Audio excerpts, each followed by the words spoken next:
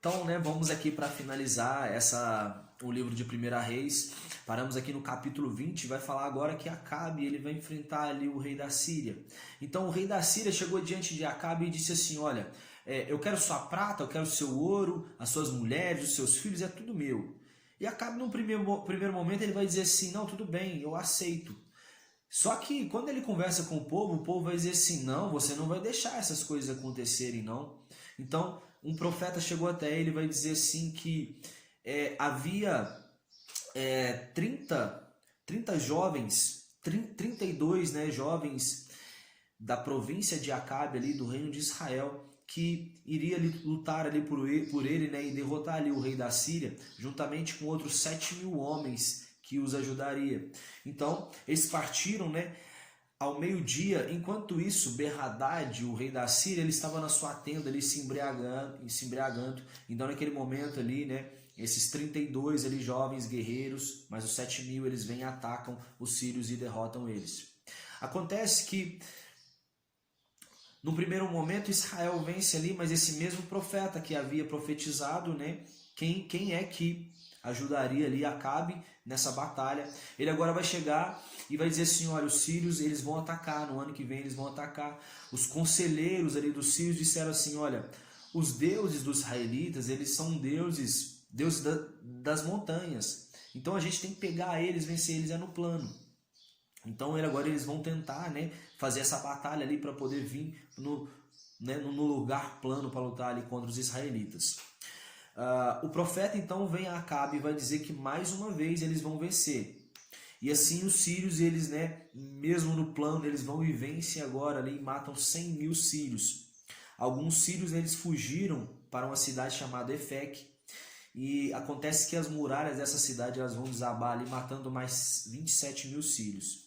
Acontece que o rei da Síria ele ainda consegue escapar, né, juntamente ali com seus conselheiros. Então eles vão dizer para ele assim, olha, os reis de Israel eles têm muita misericórdia, então vamos clamar a ele, porque quem sabe a gente não vai ser perdoado. Então eles vão até Acabe.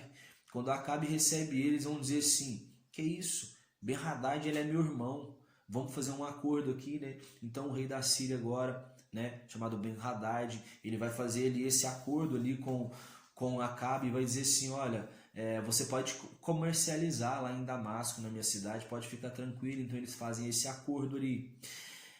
Acontece que agora, num outro cenário, nós temos aqui um dos discípulos dos profetas, ele vai chegar aqui agora até diante de um homem e vai dizer assim, olha, fere-me. E esse homem não faz isso. Diante disso, esse discípulo dos profetas, ele vai dizer assim, olha, por causa que você não fez isso, agora vai vir um leão e matar você. E isso vem e acontece. O discípulo do profeta mais uma vez caminha, agora ele encontra um outro homem e pede para esse homem, né, desferir um golpe nele. E na mesma hora o homem, né, vem e o fere. Então, ele vai pegar agora, né, o discípulo do profeta, amarra ali uma atadura ali nos seus olhos e ele vai esperar agora Acabe voltar daquela batalha, porque ele havia feito agora um acordo com os sírios. Então, quando ele está ali no portão de entrada de Samaria, ele está ali com a venda nos olhos e Acabe chega e ele vai dizer assim, olha, meu senhor, eu estava numa batalha, né, e de repente saiu das fileiras ali um homem para me poder cuidar dele. Esse homem veio até mim e esse homem disse para eu poder cuidar dele. Acontece que eu fiquei disperso e de repente eu deixei esse homem escapar. E na mesma hora Acabe vai sentenciar esse discípulo do profeta, dizendo que ele era digno de morte.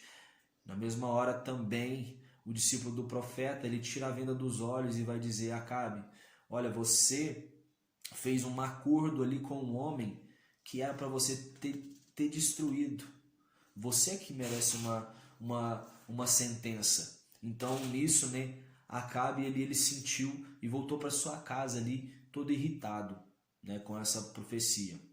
Acontece que Acabe agora ele também vai entrar numa outra questão, que ele vai agora pedir para poder comprar ali a vinha de um homem chamado Nabote. Ele pede para comprar essa vinha, ele disse que daria uma vinha para uma outra vinha, daria dinheiro para ela, porque essa vinha, né, Acabe queria arrancar essa vinha e plantar uma horta ali. Só que Nabote disse assim, de forma alguma, eu não vendo dinheiro nenhum porque essa vinha, ela é a herança dos meus pais. Então nisso, Acabe ele ficou muito triste, de modo que ele foi para sua casa, ficou cabisbaixo, não comia direito. Então Jezabel, sua esposa, vai dizer assim: o que aconteceu com você, meu amor? Então ele vai dizer tudo o que aconteceu e ela vai dizer assim: olha, pode deixar que eu mesmo vou pegar essa vinha para você. Então Jezabel agora ela manda uma carta para os líderes ali da cidade de Nabote e vai dizer assim: olha, declarem aí um jejum na cidade de vocês e coloque ali Nabote nas primeiras fileiras ali.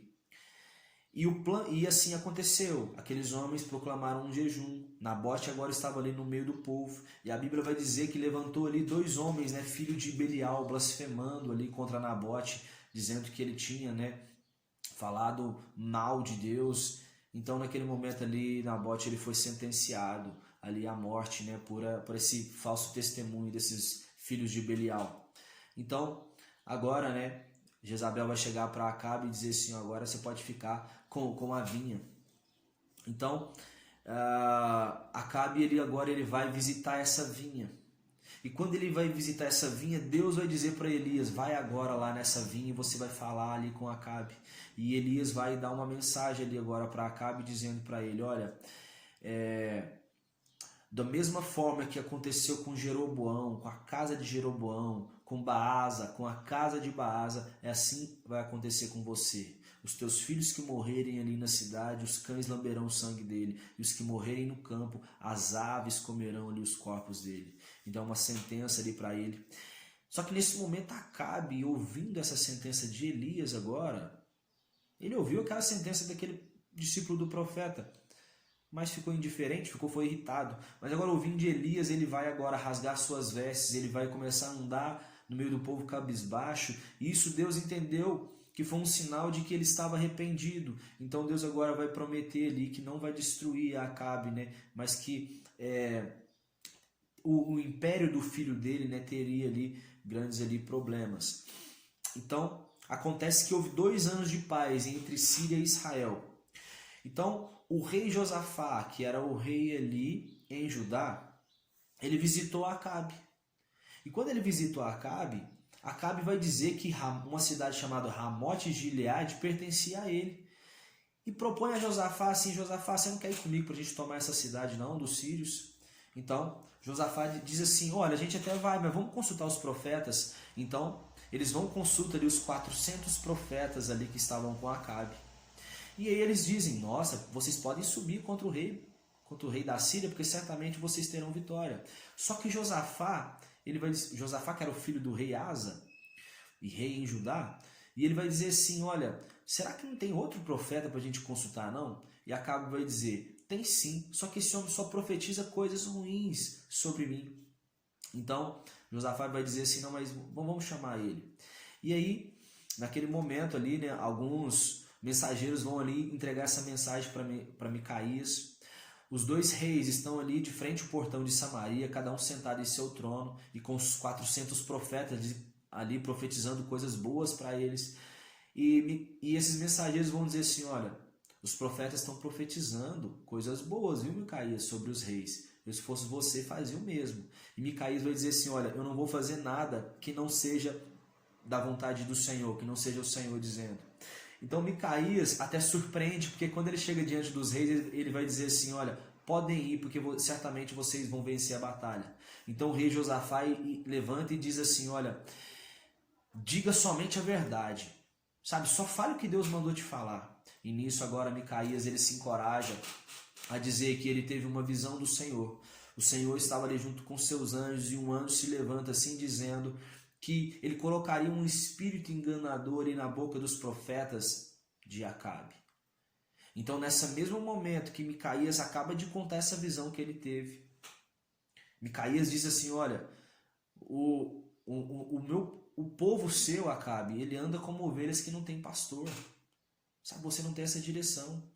E ainda disse que um espírito mentiroso estava na boca dos profetas dele. Então um desses profetas, chamado Zedequias, vem dar um tapa ali na boca de Micaías.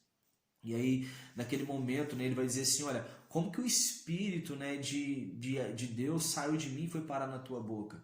Então Micaías ele vai dizer assim para o rei Acabe: olha, se, né, e Acabe, né, ele vai prender Micaías, mas antes de Micaías ser preso, ele vai dizer assim: se você voltar vivo dessa batalha, não foi Deus que disse na minha boca. Agora, se você não voltar, entenda, foi Deus que disse todas essas palavras através de mim.